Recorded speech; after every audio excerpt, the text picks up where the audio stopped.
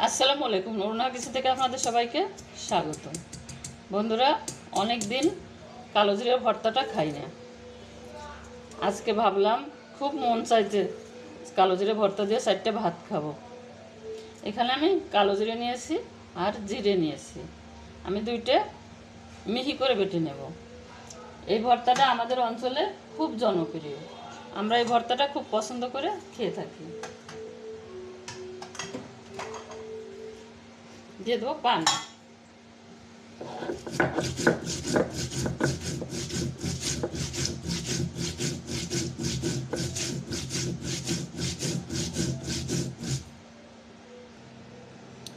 বন্ধুরা, এখানে আদা রসুন বাটা নিয়েছি শুকনো মরিচের গুঁড়ি, এখানে নিয়েছি হলুদের গুঁড়ি।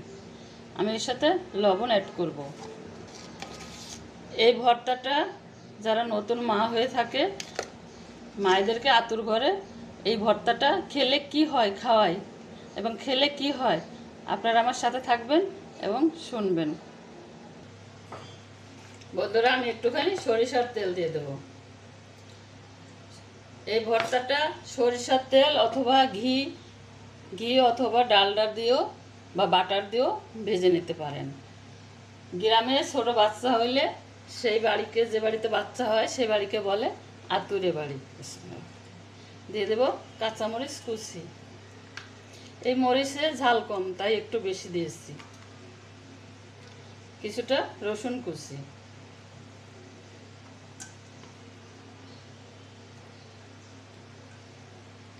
পেঁয়াজ কুচি,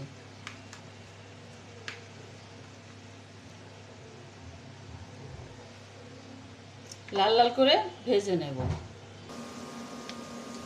বন্ধুরা, চুলায় গ্যাস নাই, গ্যাস কম, তাই আমি ইন্ডাকশনে দিয়েছি। গ্রামের বাড়িতে এই ভর্তাটা ছোট বাবু হলে সেই বাড়িতেই বানানো হয়, এবং এই ভর্তার সেন্টে মানুষ বুঝতে পারে যে এটা আতুরে বাড়ি। কি কারণে বলেন তো? ভর্তার সেন্ট এত যে দূরের থেকেও টের পাওয়া যায় যে এই বাড়িতে এই ভর্তাটা বানানো হয়েছে। আমি ভর্তাটার ভিতরে দিয়ে দেবো। সব কিছু দিয়ে কেটে নিয়েছিলাম। হলুদ, লবণ, মরিচের গুঁড়ি, আদা রসুন বাটা, জিরে দিয়ে, কালো জিরে দিয়ে বেটে নিয়েছিলাম। এভাবে কিছু সময় নাড়লে ভর্তাটা হয়ে যাবে। বন্ধুরা দেখেন, ভর্তাটা হয়ে গেছে। ভর্তাটা হয়ে আসলে বুঝবেন যে চুলা কড়াই থেকে আলগা হয়ে আসছে এবং দলা পাকিয়ে গেছে। এই দলা পাকিয়ে আসলে বুঝবেন যে এটা হয়ে গেছে। এখন নামিয়ে নেব। বন্ধুরা, ভর্তাটা একদম রেডি হয়ে গেছে। নবজাতকের মাকে এই ভর্তাটা কেন খাওয়ানো হয় জানেন? এই ভর্তাটা খাওয়ালে নবজাতকের মায়ের শরীরের ব্যথা কমে যায়, যেমন ব্যথা ভালো হয়ে যায়, এবং বাচ্চা তৃপ্তি সহকারে দুধ খেতে পায়। যে মায়েদের ছোট বাচ্চা করলে দুধ পায় না বাচ্চা, সেই মায়েদেরকে এই ভর্তাটা বানিয়ে খাওয়ালে বাচ্চা তৃপ্তি সহকারে দুধ খেতে পারবে।